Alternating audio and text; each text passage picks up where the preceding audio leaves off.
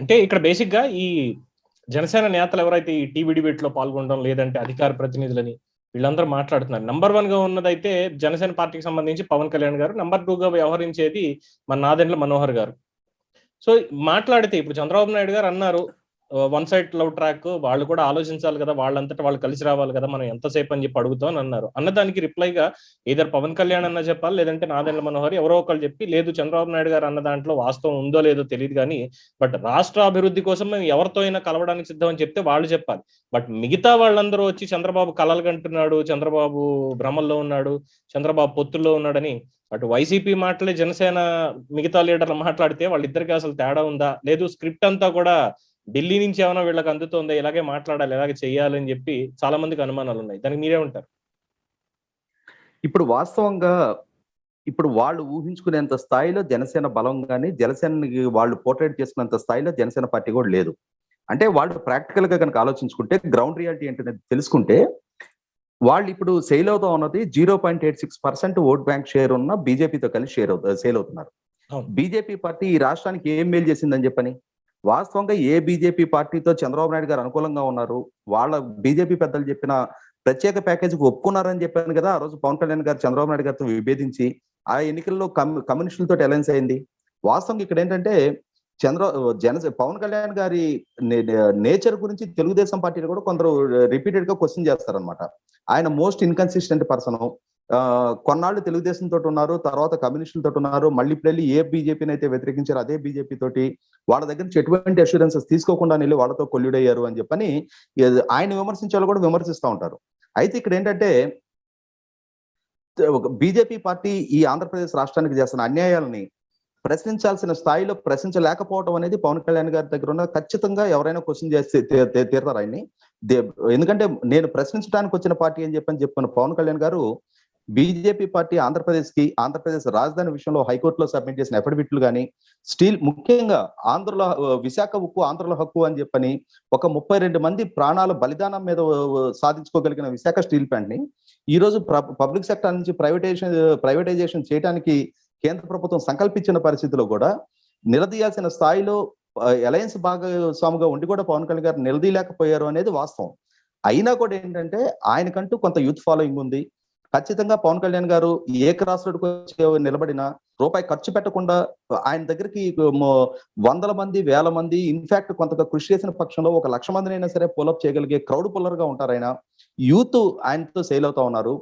ఇటువంటి పరిస్థితులు ఏంటంటే ఆయనకున్న ఈ కొద్దిపాటి బలాన్ని కూడా అది తీసుకెళ్లి బీజేపీతో సేల్ అయ్యి ఈ యాంటీ ఇన్కంబెన్స్ తోటి చీల్చడానికి ఉపయోగపడుతుంది తప్పితే ఈ వైసీపీ ప్రభుత్వానికి వ్యతిరేకంగా కనుక ఒక ఫోర్సెస్ ని కన్సల్టేట్ చేసి అందరూ వైసీపీ ప్రభుత్వాన్ని గద్దెదించడానికి ఉపయోగపడితేనే ఆ ఫోర్స్ కు ఉపయోగం తప్పితే లేని పక్షంలో ఇంకొకసారి తెలుగుదేశం పార్టీకి ఖచ్చితంగా 40 సంవత్సరాల పార్టీ తెలుగుదేశం పార్టీకి వాళ్ళ ప్రతి గ్రామంలో కేడర్ ఉంది.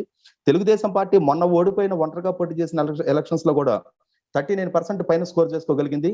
జనసేన పార్టీ మొన్న తిరుపతిలో బీజేపీ జనసేన కలిసి పోటీ చేసినా కూడా ఒక పక్క తెలుగుదేశం పార్టీ అభ్యర్థికి 3,50,000 ఓట్లు వస్తే బీజేపీ జనసేన అభ్యర్థికి కలిపి 58,000 ఓట్లు వచ్చినాయి. అంటే 7వ వంతు ఓట్లు వచ్చినాయి అనమాట. తర్వాత మొన్న బద్వేల్లో జరిగిన ఎన్నికల్లో బీజేపీ అభ్యర్థి నిలబడ్డారు, జనసేన మద్దతు ఇచ్చింది. ఇస్తే కూడా అక్కడ వాళ్ళకి కలిపి వచ్చిన 19% ఓట్స్ అంటే తెలుగుదేశం పార్టీ అసలు అక్కడ పోటీ చేయలేదు. ఈ పోటీ చేయలేని పూర్వ రంగంలోనే వాళ్ళకి కేవలం 19% స్కోర్ చేసుకోగలిగారు, డిపాజిట్ కూడా రాలేదు. ఈ గ్రౌండ్ రియాలిటీని అర్థం చేసుకోకుండా వాళ్ళు కొంతమంది కోవర్టులు వైసీపీతో కొల్లుడైన వాళ్ళు ఈ అలయన్స్ కనుక కుదిరిన పక్షంలో వైసీపీని ఎక్కడ ఓడిస్తారనే ఉద్దేశంతో దాన్ని సానుకూల పడనీయకూడదనే ఉద్దేశంతో కొంతమంది ఇటువంటి కోవర్టులు ఉంటారు. ఖచ్చితంగా ప్రాక్టికల్ గా తన పార్టీని ఏ స్థాయిలో నిలుపుకోవాలి, తన రాజకీయ భవిష్యత్తు ఎట్లా ఉంచుకోవాలి, వైసీపీని గెలిపించడం ద్వారా తనకి ఎటువంటి మనుగడ ఉండదు అనేది పవన్ కళ్యాణ్ గారికి తెలుసు, నాదెండ్ల మనోహర్ గారికి తెలుసు. ఈ కొంతమంది ఈ మీడియా ఛానల్స్ లోకి వచ్చి మాట్లాడే వాళ్ళ మాటల వల్ల వాళ్ళు ఇన్ఫ్లుయెన్సే వాళ్ళు నిర్ణయం తీసుకుంటారని చెప్పి అయితే నేను అనుకోవట్లేదు. గ్రౌండ్ రియాలిటీ పూర్తిగా అనలైజ్ చేసుకొని వాళ్ళ బలం ఏంటి, వాళ్ళ బలహీనత ఏంటి అనేది తెలుసుకొని ఎవరితో సేల్ అయితే రేపు రోజున వాళ్ళ పార్టీకి భవిష్యత్తు ఉంటుంది. అట్లాగే ఇప్పుడు అధికారంలో ఉన్న పార్టీ సాగిస్తున్న అకృత్యాలని నుంచి ఆంధ్రప్రదేశ్ రాష్ట్రాన్ని కాపాడాలి అని అంటే ఎవరెవరు కలిస్తే బెటర్ అని చెప్పని వాళ్ళు ఆలోచించుకుంటారు తప్ప బీజేపీ జనసేన కలిసి వాళ్ళిద్దరు ఏదో అధికారంలోకి వస్తారు అని చెప్పని కొద్దిమంది మాట్లాడే ఈ మాటలన్నీ కూడా పగటి వేషకాల మాటలుగా ఉంటాయి తప్పితే ప్రాక్టికల్ గా నిలబడే మాటలు కాదు. కరెక్ట్. సో ఇప్పుడు బీజేపీ పరిస్థితి ఎలాగో 2014కి మనకి తెలిసిపోయింది, తెలుగుదేశం పార్టీతో లేకపోతే కనుక వాళ్ళకి ఇక్కడ ప్రాతినిధ్యం కూడా దొరకదు అని 2019లో తేల్చి చెప్పేశారు. 2019 తర్వాత ప్రస్తుత వైఎస్ఆర్సీపీ ప్రభుత్వ పాలన ఏదైతే ఉందో దీనికి అనుక్షణం మద్దతు ఇస్తూనే పైకేదో విమర్శిస్తున్నాము, అమరావతికి మేము అండగా ఉన్నామని చెప్పినటువంటి కేంద్రాన్ని ఆంధ్రప్రదేశ్ ప్రజలు ఎలాగో తిరస్కరిస్తారు. అయితే ఈసారి వైసీపీకి బీజేపీకి పొత్తేమన్నా ఉండేటువంటి అవకాశం ఉందంటారా భవిష్యత్తులో? వైసీపీకి బీజేపీకి పొత్తు ఉండదు. ఎందుకంటే వైసీపీ పార్టీకి వచ్చేటప్పటికి క్రిస్టియన్స్ చాలా స్ట్రాంగ్ ఓట్ బ్యాంక్ వాళ్ళకి. సేమ్ టైము 2019లో ముస్లిమ్స్ కూడా చాలా గట్టిగా వైసీపీకి మద్దతు ఇచ్చారు. వైసీపీ కనుక బీజేపీ తోటి అలయన్స్ అయ్యే పక్షంలో అది ఖచ్చితంగా ఆ పార్టీకి ఒక ఆత్మహత్య సదృశ్యం అనమాట. అంటే ఒకవేళ ఏదో అతనికి ఉన్న బలహీనతల దృష్ట్యా వాళ్ళు ఏదైనా ఎలక్షన్స్ టైంకి కంపెల్ చేసి నువ్వు మాతో పొత్తు పెట్టుకొని తీరాలి అని చెప్పని ఒకవేళ ఆయన కంపెల్ చేసిన పక్షంలో అది ఇద్దరికి కూడా గౌరవటంకే దారితీస్తుంది తప్పితే ఒక విఫల ప్రయోగంగానే మిగులుద్ది. కాగల కార్యం గంధర్వం తీర్చినట్టుగా ఈ మిగిలిన పార్టీలని ఏకమై ఓడించాలనుకుంటున్నది వాళ్ళకి పోయి వాళ్ళే దూకున్నట్టు అవుద్ది. కరెక్ట్. సో చంద్రబాబు నాయుడు గారు కుప్పం పర్యటన అని చెప్పారు కాబట్టి మీరు కుప్పం పర్యటనలో ఒక 2 మాటలు మాట్లాడారు. ఏంటంటే ఇటీవల కాలంలో బాగా వస్తున్నటువంటి తెలుగుదేశం పార్టీలో గ్రౌండ్ లెవెల్ నుంచి కూడా ప్రక్షాళన చేస్తున్నాను, పార్టీని ఈసారి ఇంకా పటిష్టం చేయడమే నా ప్రధాన కర్తవ్యం ఇప్పుడు అని చెప్పి అన్నారు. చేసినటువంటి తప్పులు ఇవి కూడా చాలా నిర్ద్వంద్వంగా ఒప్పుకున్నారు కేడర్ ముందే. నేను ఇప్పటివరకు ఇగో ఈ చిన్న చిన్న తప్పులు జరిగాయి, ఇక నుంచి జరగవని చెప్పి చిత్తూరు పర్యటనలో ఆయన చేసినటువంటి ఈ వ్యాఖ్యలు ముఖ్యంగా గత 30 ఏళ్ల నుంచి అక్కడ ఉన్నటువంటి నాయకత్వం వాళ్ళు తప్ప ద్వితీయ శ్రేణి నాయకత్వం రాకపోవడం, యువతని ఆకట్టుకోలేకపోవడం ఇవన్నీ చేస్తున్నారు, మీరుండి పార్టీకి ఉపయోగం ఏంటి అని చెప్పి చిత్తూరులో అన్నారు. ఇదే పరిస్థితి మొత్తం ఆంధ్రప్రదేశ్ రాష్ట్రంలో ఉన్న మిగతా కాస్త సీనియర్లు ఎవరైతే ఉన్నారో ఇక ద్వితీయ శ్రేణి నాయకత్వం లేకుండా చేసిన వాళ్ళకు కూడా ఇదే అన్వయిస్తారంటారా? తెలుగుదేశం పార్టీ మార్చి 29, 1982లో ఆ పార్టీ ఎన్టీ రామారావు గారు ప్రకటించారు. రేపు మార్చి 29కి 40 సంవత్సరాల ప్రస్థానం పూర్తవుతుంది.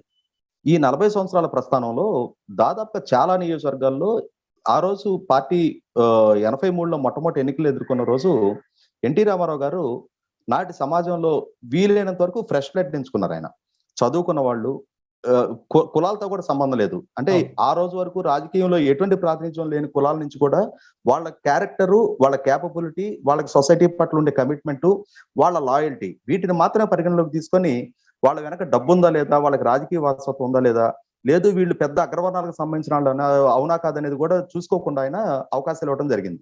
అట్లా అవకాశాలు ఇచ్చిన దాన్ని ప్రూవ్ చేసుకొని 1983లో 85లో కూడా చాలా మంది యంగ్స్టర్స్ రాజకీయాల్లోకి రావడం జరిగింది. మంచి మంచి విద్యార్థులు రాజకీయాల్లోకి రావడం జరిగింది. అయితే ఏంటంటే 83 నుంచి ఇప్పటికీ దాదాపుగా 39 సంవత్సరాల కాలం గడిచింది. ఈ 39 సంవత్సరాల్లో ఏమైందంటే ఆ రోజు యంగ్స్టర్స్ గా తీసుకున్న వాళ్ళు ఇప్పుడు దాదాపుగా 70 ఇయర్స్ దాటేశారు. ఈ 70 ఇయర్స్ దాటారు. తర్వాత ఇదే ప్రయోగం మళ్ళీ 94లో కూడా ఎన్టీ రామారావు గారు చేశారు. 94లో కూడా చాలా మంది యంగ్స్టర్స్ కి కొత్త బ్లడ్ కి ఆయన అవకాశాలు ఇవ్వడం జరిగింది. కానీ ఈ 94లో వచ్చిన జనరేషన్ కూడా ఎక్కువ పర్సెంట్ ఇప్పుడు 60 సంవత్సరాలు దాటారు. అయితే ఏమైందంటే ఇప్పుడు వస్తున్న కొత్త జనరేషన్ ఓటర్స్, ఈ కొత్త జనరేషన్ ఓటర్స్ యాస్పిరేషన్స్, వీళ్ళ ఆలోచన విధానము, వీళ్ళు ఈ టెక్నాలజీకి ఎడిక్ట్ అయి ఉండే ఈ జనరేషన్, వీళ్ళతోటి ఈ 60 సంవత్సరాలు 70 సంవత్సరాలు దాటిన వాళ్ళు ఎక్కువ మంది సింక్ అవ్వలేకపోతున్నారు. ఈ సింక్ అవ్వలేని పరిస్థితులు ఏమవుతుందంటే చాలా మంది ఆయా నియోజకవర్గాల్లో కూడా రీప్లేస్మెంట్ గా ఏం చేస్తున్నారంటే వాళ్ళ కుటుంబాలకు సంబంధించిన వాళ్ళ కొడుకులను, వాళ్ళ అల్లులను, లేకుంటే వాళ్ళ కూతురులను, వాళ్ళ మేనల్లులను, వాళ్ళని యంగ్స్టర్స్ గా వాళ్ళని ముందుకు తీసుకొచ్చే ప్రయత్నం జరుగుతుంది తప్పితే ఈ 40 సంవత్సరాలుగా వీళ్ళందరినీ భుజాన్ని పెట్టుకుని వస్తున్న కార్యకర్తలు ఎవరైతే ఉన్నారో వీళ్ళల్లో అన్ని అర్హతలు ఉన్నా కూడా, అంటే పార్టీ అంటే లాయల్టీ ఉండి, కమిట్మెంట్ ఉండి, పోరాట తత్వం ఉండి, విషయ పరిజ్ఞానం ఉండి, వాగ్దాట్ ఉండి, పార్టీ తప్పితే రెండో ప్రలోభాలకు లొంగని వ్యక్తులు అయి ఉన్నా కూడా వాళ్ళకి సరైన గుర్తింపు ఇవ్వడంలో పార్టీ ఖచ్చితంగా ఫెయిల్ అయింది. ఎవరైతే 3 సార్లు నుంచి 6 సార్లు, 8 సార్లు, 9 సార్లు పోటీ చేసిన కుటుంబాలు ఉన్నాయో మెజార్టీ నియోజకవర్గాల్లో ఈ రోజు కూడా అయితే వాళ్ళు, లేకుంటే వాళ్ళ వారసులు ముందుకు వస్తున్నారు తప్పితే నిజమైన కార్యకర్తలను ఐడెంటిఫై చేసి ఆ కార్యకర్తల అవకాశం ఇవ్వడంలో ఎన్టీ రామారావు గారు 83లోను 94లోను చేసిన ప్రయోగాన్ని చంద్రబాబు నాయుడు గారు చేయటంలో ఇప్పుడు దాకా సాహసించలేదని చెప్పాలి. ఇప్పుడు చంద్రబాబు నాయుడు గారు చెప్తున్న మాటలు ఆహ్వానించదగ్గయి.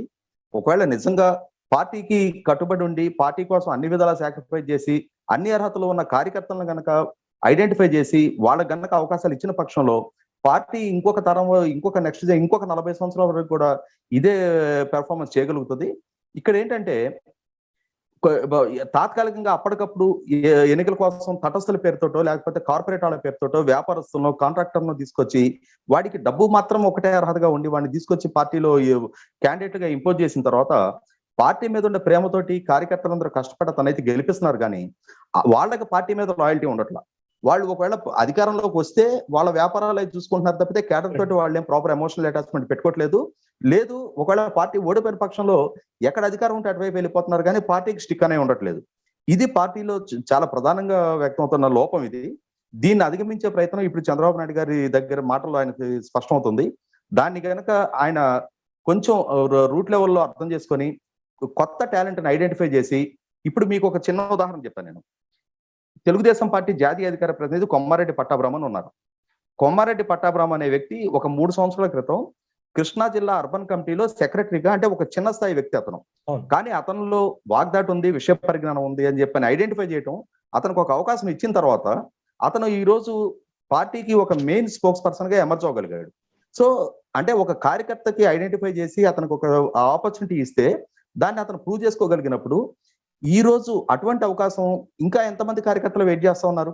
పార్టీకి సర్వ్ చేయడానికి ఇన్ని సంవత్సరాలు లాయల్ గా ఉన్నాళ్ళు, ఇన్ని సంవత్సరాలు కమిటెడ్ గా ఉన్నాళ్ళు, ఫైటింగ్ స్పిరిట్ ఉన్నాళ్ళు, విషయ పరిజ్ఞానం ఉన్నాళ్ళు పార్టీలో చాలా మంది ఉన్నారు. టాలెంట్ కి ఎక్కడ కొదవలేదు. కాకపోతే ఏంటంటే అట్లా ఐడెంటిఫై చేసే మెకానిజం పార్టీలో కొరవడింది. ఇప్పుడు చంద్రబాబు నాయుడు గారు చెప్పిన విధంగా ఎక్కడికక్కడ ఏ నియోజకవర్గానికి ఆ నియోజకవర్గం ముందు నుంచి అవకాశాలు తీసుకుంటున్న వాళ్ళు అది వాళ్ళ సొంత రాజ్యం మళ్ళీ భావించకుండా, వాళ్ళ కుటుంబాలకు వారసత్వంగా భావించకుండా, పార్టీ కార్యకర్తలు వాళ్ళని బుద్ధాన పెట్టుకు మోసారు, రేపటి రోజున ఇంకొక కార్యకర్తకు కూడా అవకాశం ఇస్తే అటువంటి పరిస్థితులు వస్తాయని చెప్పని ఒకవేళ అతనే కంటిన్యూ అవ్వగలిగితే ఇబ్బంది లేదు. కానీ ఏమవుతుందంటే వాళ్ళ జనరేషన్ గ్యాప్ వస్తుంది. వీళ్ళు 5 సార్లు 6 సార్లు అవకాశాలు తీసుకున్నారు. 5 సార్లు అవకాశాలు మిమ్మల్ని పార్టీ కార్యకర్తలు బుధాన పెట్టుకు మోసారు. భవిష్యత్తులో కూడా పార్టీ మిమ్మల్ని నియమించినప్పుడు మళ్ళీ మోయడానికైనా కార్యకర్తలు సిద్ధమే. కాకపోతే ఇప్పుడు జనరేషన్ కి మీరు సింక్ అవుతారా లేదా, మారుతున్న పరిస్థితులకు అనుకూలంగా మిమ్మల్ని మీరు ట్రాన్స్ఫార్మ్ చేసుకోగలుగుతారా లేదనేది వీళ్ళకి అలా ఆలోచించుకోవాలి. పార్టీ సైడ్ నుంచి కూడా చంద్రబాబు నాయుడు గారు తీసుకుంటున్న నిర్ణయాలు, ఇప్పుడు ఆయన చేస్తున్న ప్రకటనలు ఆచరణ రూపంలోకి వచ్చిన పక్షంలో ఖచ్చితంగా అది పార్టీకి మంచి ఉపయోగం అవుతుందని చెప్పి నేను భావిస్తున్నాను.